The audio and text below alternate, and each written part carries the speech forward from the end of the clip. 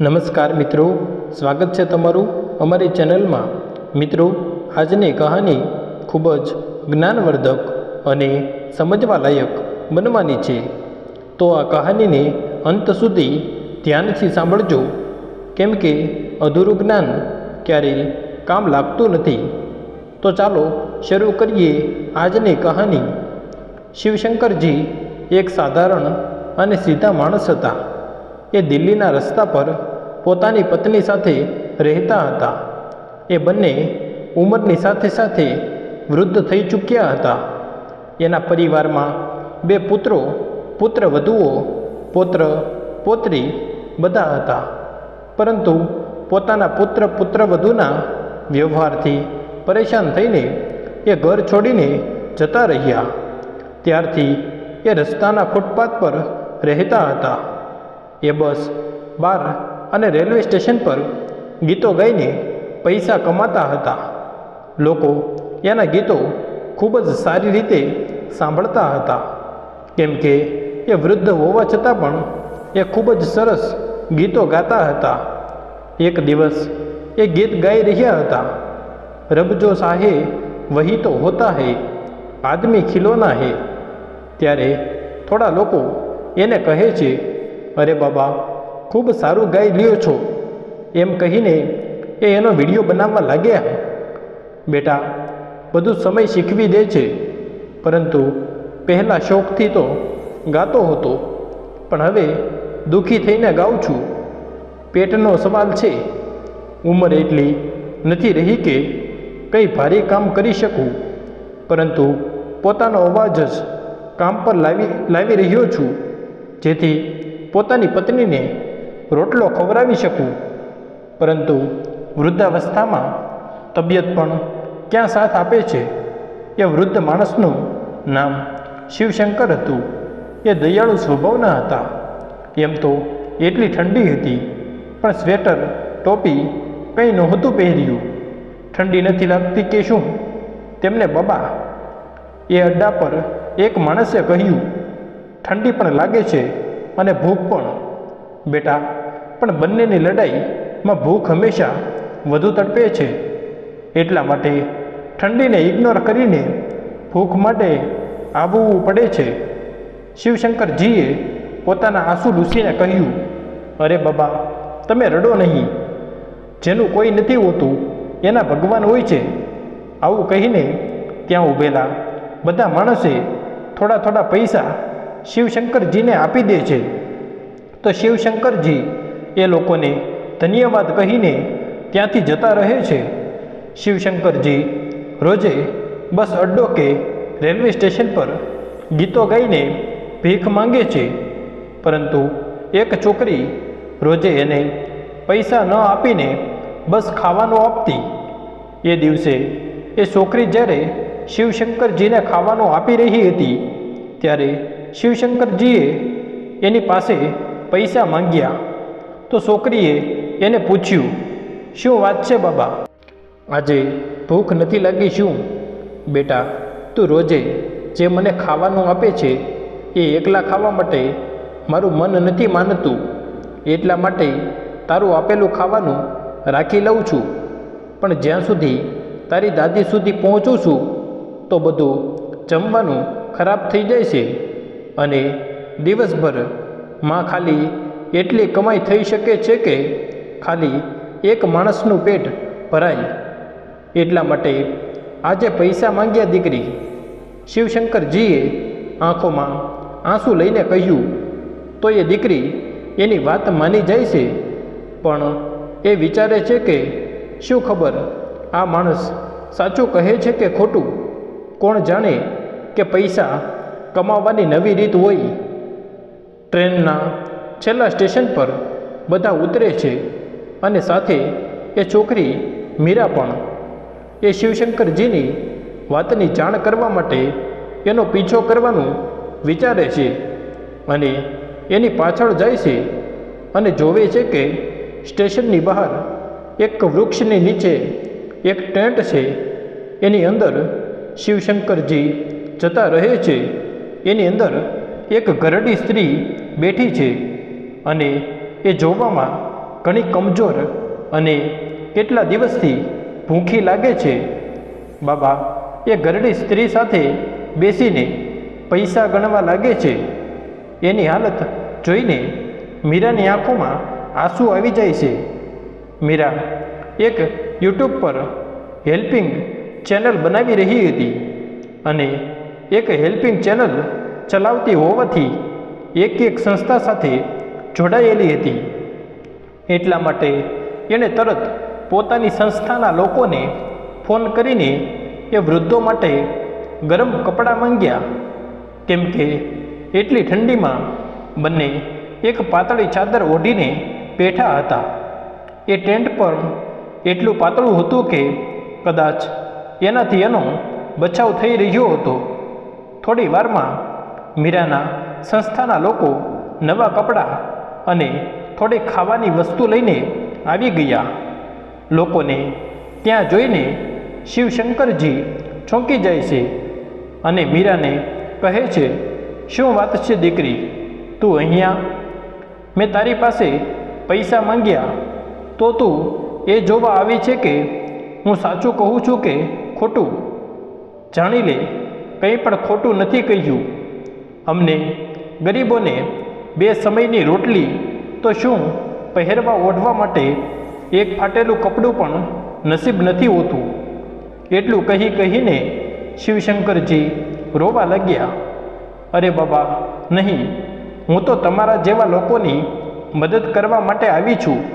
હું રોજે તમને ખાલી બસ અડ્ડા પર જ જોતી હતી, પણ આજે તમારી મદદના ઈરાદે તમારો પીછો કર્યો. બાબા આ લ્યો તમારી બંને માટે થોડા ગરમ કપડાં, અને હવેથી તમે લોકો અહીંયા નહીં રહો. ચાલો તમે બંને અમારી સાથે. શિવશંકરજીએ કહ્યું, પણ દીકરી ક્યાં? શિવશંકરજીએ આશ્ચર્યથી પૂછ્યું તો મીરાએ કહ્યું, બાબા અમારા વૃદ્ધાશ્રમ જ્યાં તમારી જેવા કેટલા લોકો રહે છે, તમને ત્યાં કોઈ તકલીફ નહીં થાય.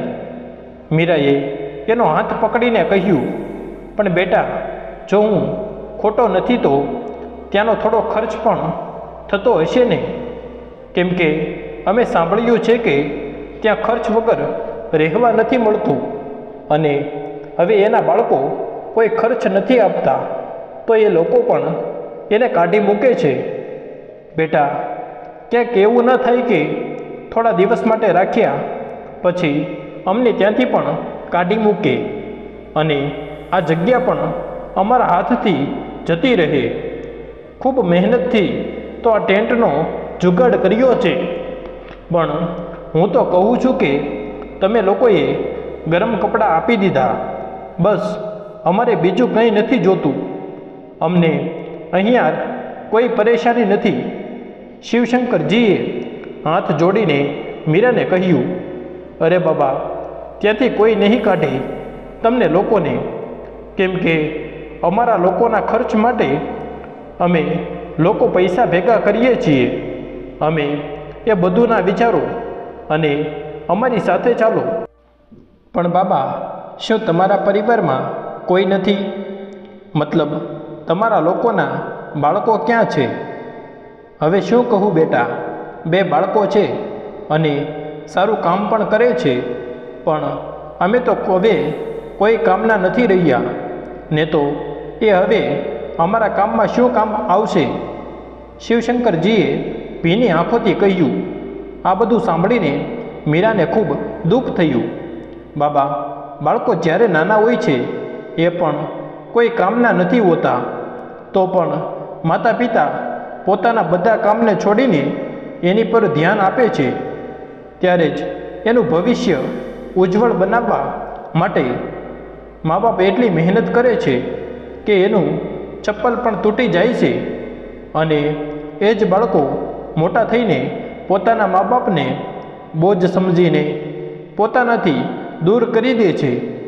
ખબર નહીં આપણી સંસ્કૃતિ ક્યાં ખોવાઈ ગઈ છે. એક એ સમય હતો જ્યારે શ્રવણ કુમારે પોતાના આંધળા માતા પિતાને બોજ નહોતા સમજ્યા, અને એક આજનો સમય છે. મીરાએ ભીની આંખોથી કહ્યું તો શિવશંકરજી બોલ્યા, બેટા, સાચું કહ્યું તે. આજના જમાનામાં વિચારમાં તું પણ એક છે, તે સારી માણસ. પછી એ બધા એક આશ્રમમાં પહોંચે છે જ્યાં બંનેની રહેવાની વ્યવસ્થા પહેલેથી જ થયેલી છે. બંને ત્યાં આરામથી રહી રહ્યા હતા. પરંતુ એક દિવસ શિવશંકરજીએ ત્યાં કંઈક એવું જોયું કે એના પગ નીચેથી જમીન છરકી ગઈ અને પોતાની આંખો પર વિશ્વાસ નહોતો થઈ રહ્યો.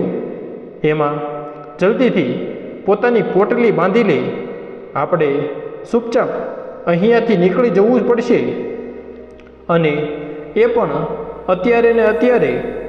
પણ કેમ? રાત પણ એટલી થઈ ગઈ છે, આપણે લોકો ક્યાં જઈશું? અચાનક શું થયું કહો તો ખરા?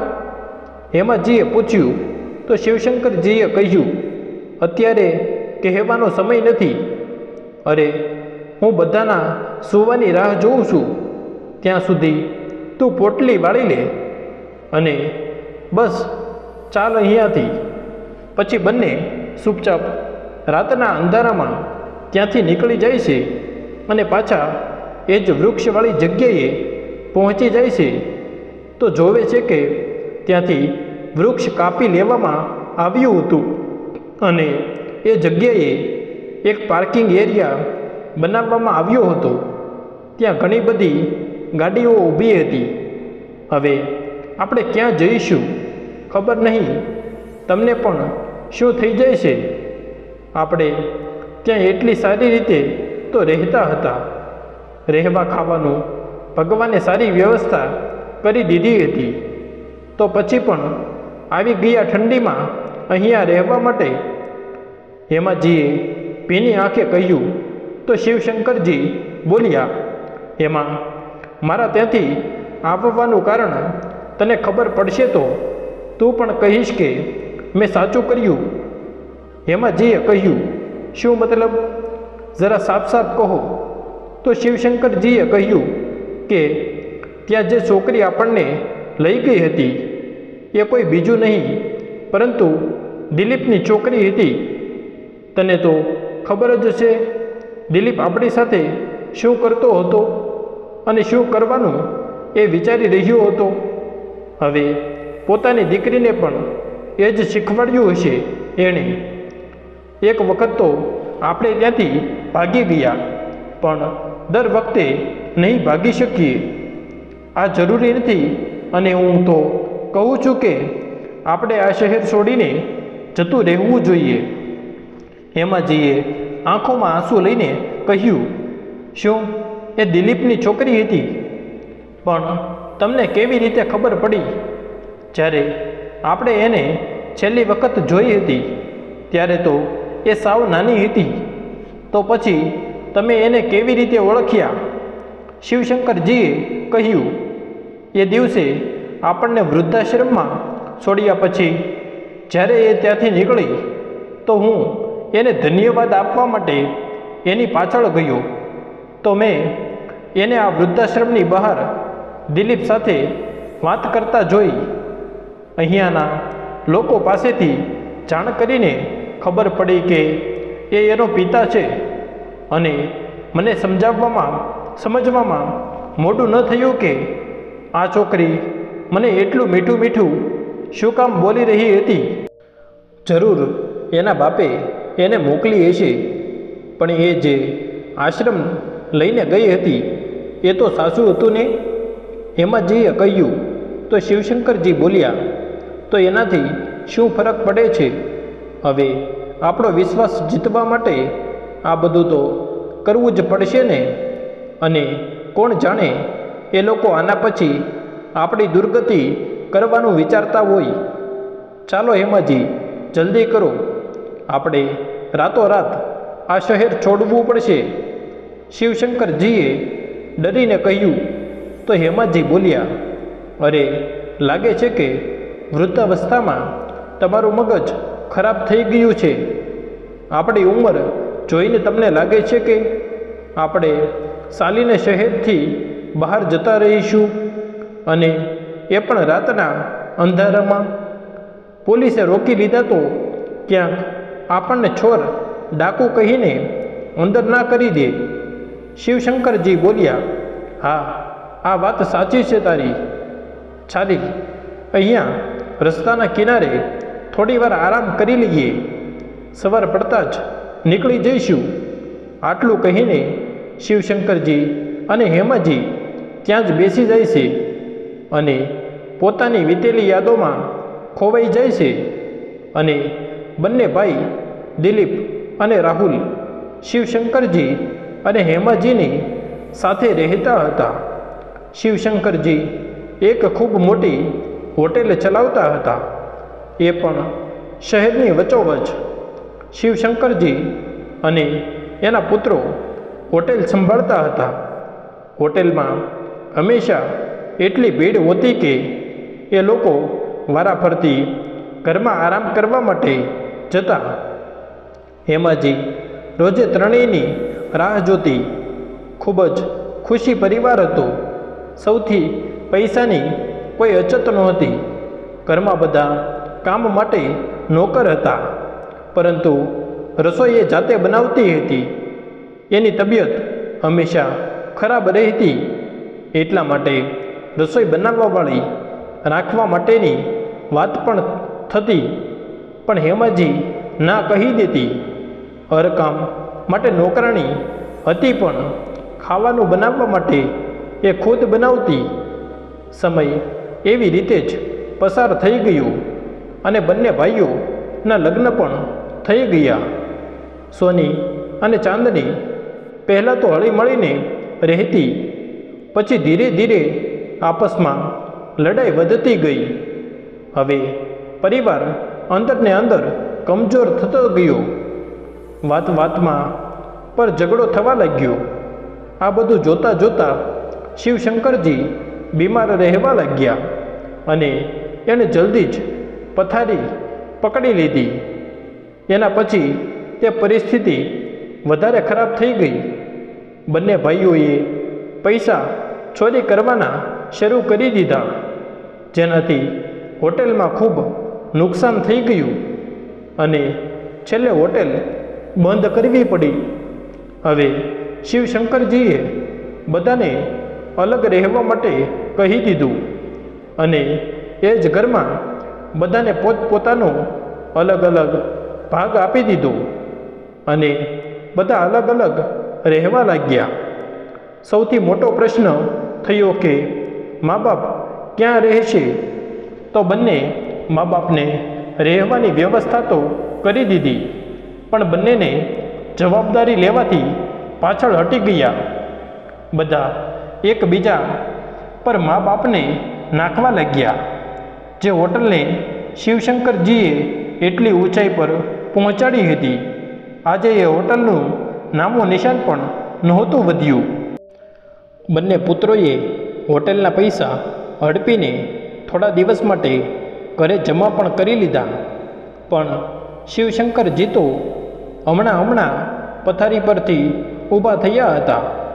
એ ઘણા દિવસોથી પોતાની બીમારીના કારણે ઘણા પૈસા ખર્ચી ચૂક્યા હતા. બંને પુત્રોએ એ નિર્ણય કર્યો કે એ બંને 6 મહિના સુધી મા બાપને પોતાની પાસે રાખશે અને એમ તો મા બાપ રહેશે આ જ ઘરમાં, પણ ખાવા પીવા માટેનો ખર્ચો 6 મહિના માટે ઉઠાવશે. શિવશંકરજી પોતાના પરિવારની આવી હાલત જોઈને રોઈ દેતા, પણ પોતાની હાલતને કારણે એ પોતાના આંસુ લૂછી લેવા પડતા. પહેલાં એને રાખવાનો વારો આવ્યો એના મોટા પુત્રનો, પરંતુ સોની તો એના પર ગુસ્સે થતી. હેમાજી વિચારતી કે ખબર નહીં એણે એવું શું કરી દીધું જે એની સાથે આવું વર્તન કરે છે. હેમાજી વર્ષોથી બંને પુત્રો અને પતિના ખાવાનું ધ્યાન રાખતી આવી છે. કોઈની એટલી હિંમત નહોતી કે એના દેખભાળમાં કોઈ પણ ખામી શોધીને બતાવે, પણ આજે એ બંને પોતાના જ ઘરમાં અજનબીની જેમ રહી રહ્યા હતા. એક દિવસ સવારે સોની હેમાજીને કહે છે, જુઓ મમ્મીજી, હવે આપણે કોઈ અમીર તો છીએ નહીં, એટલા માટે આમ બેસીને ખાવાનો તો કોઈ સવાલ જ નથી. આજથી ઘરના બધા કામ તમે કરશો અને બહારના પપ્પાજી કરશે, ત્યારે જ તમને લોકોને ખાવાનું મળશે. હેમાજી આ વાતમાં આમાં માથું હલાવીને પોતાની પુત્રવધૂની વાતો સાંભળી લે છે અને ચૂપચાપ રસોડામાં જતી રહે છે.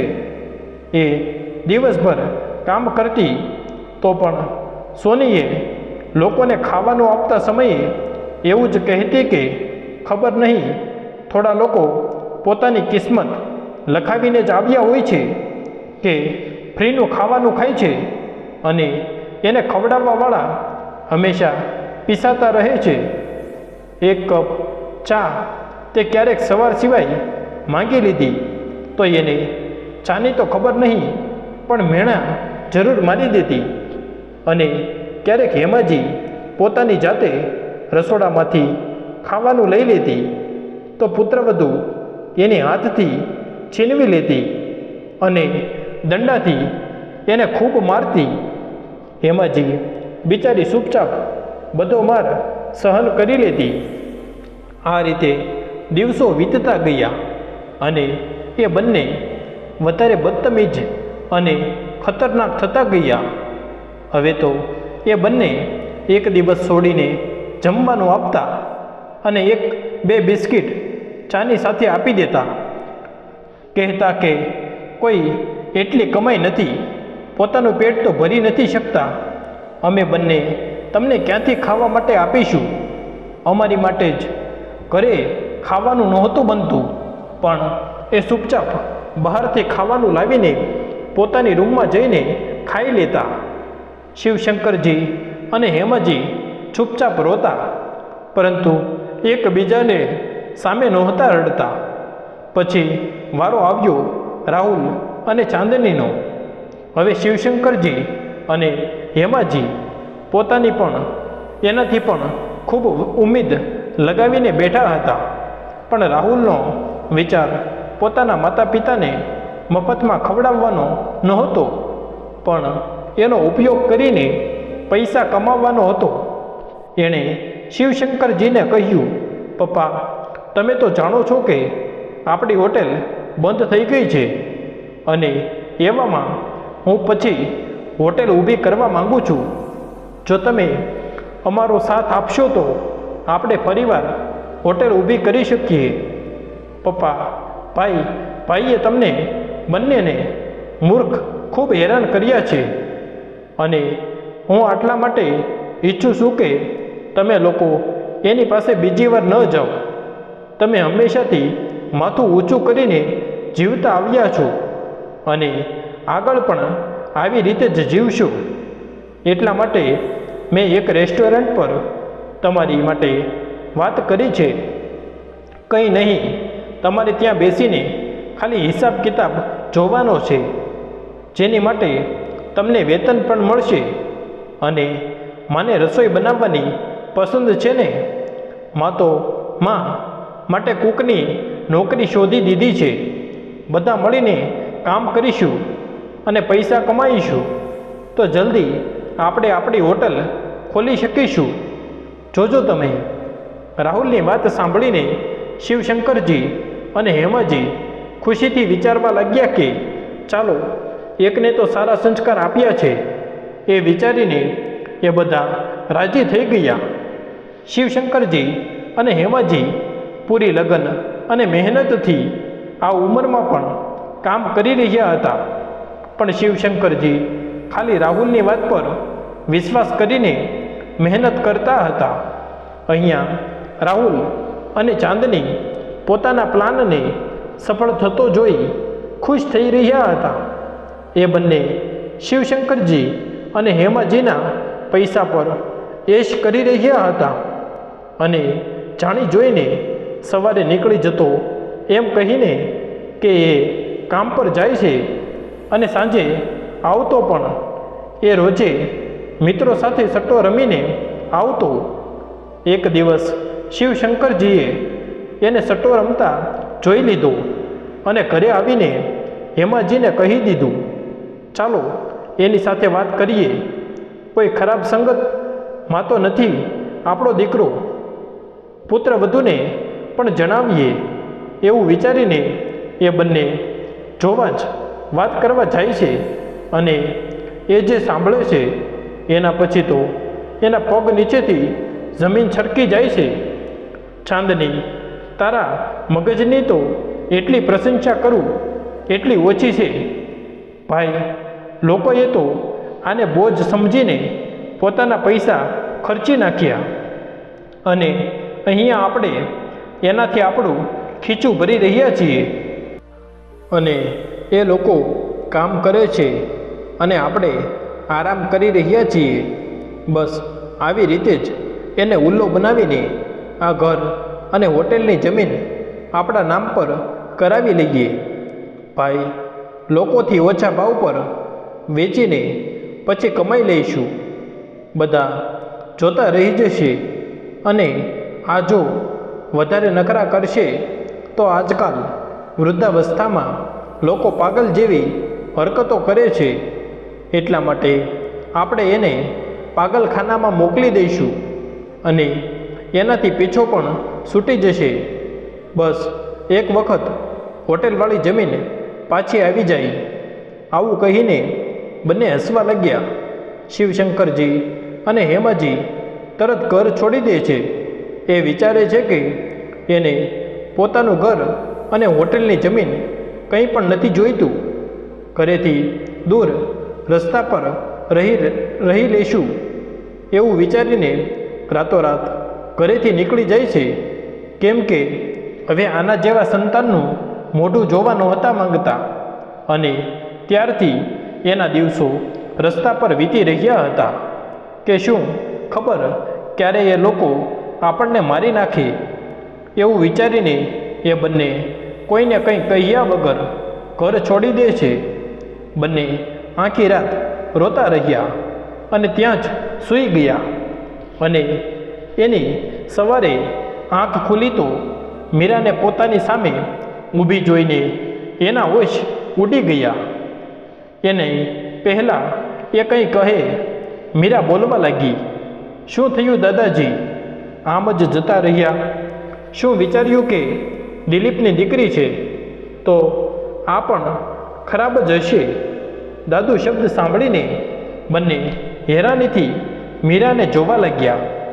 મીરા એને ગળે લગાવીને રોતા રોતા કહે છે કે દાદાજી, તમે શરૂઆતથી જ ખબર હતી કે તમે મારા દાદા છો, કેમ કે તમારા લોકોનો ફોટો મેં ઘરે જોયો હતો. તમારી સાથે અજાણી બનીને એટલા માટે મળી કેમ કે હું જાણતી હતી કે તમને ખબર પડશે કે મારા પપ્પા કોણ છે. તો તમે એવું કરત જેવું તમે કાલે કર્યું. પણ દાદાજી, તમે જાણ્યું કે મારા પપ્પા કોણ છે? કેવી રીતે એ પણ જાણી લેત કે હું હવે મારા મમ્મી પપ્પા સાથે નથી રહેતી. હકીકતમાં કાકા અને મારા પપ્પાનો તમારા ઉપર અત્યાચાર અમે પણ જોયો હતો. ક્યારેક કંઈ કહેવાની હિંમત નહોતી થતી કેમ કે ત્યારે અમે નાના હતા તો અમને દબાવી દેતા. પણ દાદાજી, મેં એને હંમેશા મારા મગજમાં રાખ્યું. એના આજે જ્યારે હું મારા પગ પર ઊભી છું, તમને લોકોને શોધી લીધા છે. ખબર છે દાદાજી, કાકા, મમ્મી, પપ્પા બધા એવું જ માને છે કે તમે લોકો મરી ગયા છો, જેથી એ ઘર અને હોટેલની જમીન પર આરામથી રહી શકે. પણ હવે કદાચ એ નથી જાણતા કે રસ્તા પર રહેવાનો વારો હવે એનો છે. શું કહે છે બેટા, તું કંઈ સમજી નહીં? શિવશંકરજીએ પૂછ્યું તો મીરાએ જણાવ્યું કે હવે તમે સાધારણ માણસ નથી. આ જુઓ, જ્યારે તમે ગીતો ગાતા હતા ત્યારે કોઈએ વિડીયો બનાવીને યુટ્યુબ પર નાખી દીધા છે, જેનાથી તમે વાયરલ થઈ ગયા છો. અને હવે તમને કરોડો લોકો જાણવા લાગ્યા છે. હવે મશહૂર થઈ ગયા છો. ચાલો, હવે તમારે રસ્તા પર રહેવાની કોઈ જરૂર નથી. એને પોતાના ફોનથી એ વિડીયો બતાવવા લાગી, જ્યાં એક ખૂબ મોટો પ્રોગ્રામ છે અને સિંગર માટે શિવશંકરજીને બોલાવવામાં આવે છે. જેવી જ મીરા પોતાના દાદા દાદીને લઈને ત્યાં પહોંચે છે તો બધા લોકો એની સાથે ફોટો પડાવવા માટે અને હાથ મિલાવવા માટે જાય છે. અને શિવશંકરજીનો અવાજ સાંભળવા માટે લાખો લોકોની ભીડ જામી હતી. બધા લોકો આ ઉંમરમાં એનો અવાજ સાંભળીને હેરાન રહી ગયા. જોવામાં ને જોવામાં એ મશહૂર થવા લાગ્યા. એટલા મશહૂર થઈ ગયા કે પોતાનું ઘર, ગાડી, નોકર, કોઈ વસ્તુની અછત નહોતી. એક દિવસ હેમાજી મીરાને ગળે લગાવીને એને ધન્યવાદ આપે છે અને કહે છે કે ધન્યવાદ બેટા, અમારી જિંદગીમાં આવીને અમને એના કાબિલ બનાવવા માટે. પણ શિવશંકરજી બોલ્યા, બેટા, પણ મેં એ દિવસે તો તને દિલીપ સાથે જોઈ હતી ને, પછી તું કેવી રીતે કહી રહી છે કે તું એની સાથે નથી રહેતી? મારા ઘર છોડ્યા પર એમ જ મને ઘણીવાર મનાવવા માટે ઘરે લઈ જવા માટે આવે છે. પણ દાદાજી, તમે એ બધું છોડો. સૌથી પહેલાં ત્યાં જઈને પોતાના પરિવારના રાક્ષસોને હટાવવાના છે. એને પણ ખબર પડે કે જે મા બાપને એણે બોજ સમજ્યા હતા એને ફેંકી દીધા હતા. આજે એ લોકો એને એક વખત જોવા માટે પણ તરસે છે. હવે સમય આવી ગયો છે એ લોકોને સજા આપવાનો. ખબર છે કે માતા પિતા હોવાના કારણે તેમને આ બધું સારું નહીં લાગે, પણ તમે લોકોએ એને હજી પાઠ ના ભણાવ્યો તો હર બાળક પોતાના મા બાપ સાથે આવો જ વ્યવહાર કરશે. ક્યારેક ક્યારેક માતા પિતાને પણ કઠોર બનવું જ પડે છે. હેમાજી કહે છે કે હું તો હેરાન છું બેટા, કે જે સંસ્કાર અમે અમારા બાળકોને ના આપી શક્યા એ સંસ્કાર અમારા બાળકોએ પોતાના બાળકોને કેવી રીતે આપી દીધા. દાદી, આ સંસ્કાર તમારી જ એક ઝલક છે. તમારા બાળકો તો આનાથી કોસો દૂર છે. મીરાએ કહ્યું, એને તો સંસ્કારનો સાચો મતલબ જ નથી ખબર. થોડા દિવસ પછી મીરા પોતાના ઘરે પહોંચે છે, જેને જોઈને દિલીપ કહે છે કે અરે, તું આવી ગઈ બેટા. કોઈ પોતાના માતા પિતાથી કેટલું દૂર રહી શકે ભલા? છેલ્લે માતા પિતા ક્યારેય પોતાના બાળકનું ખોટું નથી ઈચ્છતા, પણ બાળક તો માતા પિતાનું ખોટું જ કરી દે છે ને પપ્પા. મીરાએ ગુસ્સામાં કહ્યું, નહીં બેટા, તે અમારું કંઈ ખોટું નથી કર્યું. હવે તું આવી ગઈ છે ને, બધું સાચું થઈ જશે. દિલીપે કહ્યું. મીરા ગુસ્સામાં બોલી, પપ્પા, હું મારી નહીં તમારી વાત કરું છું. જે તમે લોકોએ દાદાજી અને દાદીજી સાથે કર્યું એની વાત કરું છું. બેટા, જે થઈ ગયું એ થઈ ગયું. એ લોકો પણ ઘણા મતલબી જતા. હવે રહેવા દો. એની વાતો મર્યા પછી કોઈની ખરાબી ના કરવી જોઈએ. નહીં તો તને આજે અમે લોકો જણાવત કે એ લોકો કેવા હતા. દિલીપે કહ્યું. તો મીરા હસીને બોલી, તમને લોકોને કોણે કહ્યું કે એ મરી ગયા છે? કઈ દુનિયામાં રહો છો તમે લોકો? દિલીપે રાડો પાડતા કહ્યું, શું મતલબ છે તારો? તો મીરાએ પોતાના ફોન ખોલીને બતાવ્યું તો બધાના પગ નીચેથી જમીન છરકી ગઈ. પિતાનો બંગલો, ગાડી, આ બધું જોઈને બધા માનો બેહોશ થઈ જવાના હતા. અમે લોકો આજે અહીંયા તમારા લોકોનો વિચાર અને અમારો હક લેવા માટે આવ્યા છીએ. જરા અમે પણ સાંભળીએ કે કેવા હતા મારા દાદા દાદી. આટલું કહીને મીરા શિવશંકરજી અને હેમાજીને બોલાવે છે. તો જેવી જ એની કાર પુત્રોના ઘર આગળ ઊભી રહે છે તો બધાની આંખો ફાટી જાય છે. શિવશંકરજી ગુસ્સામાં કહે છે કે અમે સાચે ખૂબ મતલબી હતા, પણ ક્યારેય મતલબની વાતો સમજી ન શક્યા, અને આજે એક મતલબી વાત કહેવા જઈ રહ્યો છું.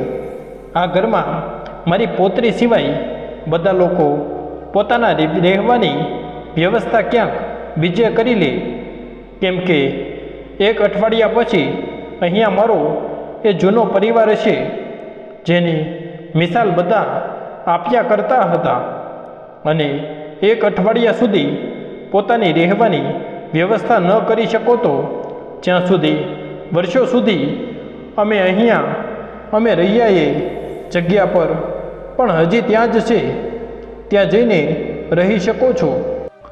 ત્યારે કદાચ તમને લોકોને ખબર પડે કે મતલબી લોકો અત્યાર સુધી કેવી રીતે જીવી રહ્યા હતા. પોતાનો કઠોર અવાજ સાંભળીને બધાની બોલતી બંધ થઈ ગઈ તો બંને પુત્રવધુઓ પિતાના પગમાં પડીને માફી માંગવા લાગ્યા. બસ મીરા એ ગુસ્સામાં બધાનો સામાન પકડીને ઘરની બહાર ફેંકી દીધો અને ઘરમાં તાળું લગાવી દીધું. મીરા બેટા, તું તો અમારી દીકરી છે, તું અમારી સાથે આવું કેવી રીતે કરી શકે છે? મીરા હસીને બોલી, પપ્પા, જ્યારે દાદાજીએ આ ઘર મને આપી દીધું છે તો હું કંઈ પણ કરી શકું છું. હવે પોતાનો સામાન ઉઠાવો અને રસ્તા પર રહીને જુઓ કે કેવી રીતે દાદાજી અને દાદીએ ત્યાં જિંદગી વિતાવી હતી. ત્યારે તમને એની પીડાનો અહેસાસ થશે. આટલું કહીને મીરા પોતાના દાદાજી સાથે ગાડીમાં બેસીને જતી રહી અને બધા પુત્રવધુઓ બસ જોતા રહી ગયા. થોડા સમય પછી એ હોટલવાળી જમીન પર મીરાએ પોતાના પૈસાથી એક મોટી હોટલ બનાવી, જેને ખાલી સમયમાં શિવશંકરજી અને હેમાજી સંભાળતા. બાકીના દિવસોમાં એ પોતાનો વિડીયો બનાવીને યુટ્યુબ પર નાખતી રહેતી, જેનાથી એને ત્યાંથી પણ લાખો રૂપિયાની કમાઈ થતી હતી. હવે એનો હોટેલવાળો ધંધો દિવસે ને દિવસે વધતો ગયો અને બીજી બાજુ એના પુત્રો અને પુત્રવધુઓની હાલત હદથી વધારે ખરાબ થતી ગઈ. તો મિત્રો, તમને અમારી આજની કહાની કેવી લાગી? જો પસંદ આવી હોય તો વિડીયોને લાઈક કરી દેજો અને સગા સંબંધી સાથે શેર કરી દેજો તથા કોમેન્ટ બોક્સમાં જય શ્રી કૃષ્ણ લખી દેજો. અને ચેનલને સબસ્ક્રાઈબ ના કરી હોય તો ચેનલને અત્યારે જ સબસ્ક્રાઈબ કરી દેજો. જય શ્રી કૃષ્ણ. ધન્યવાદ.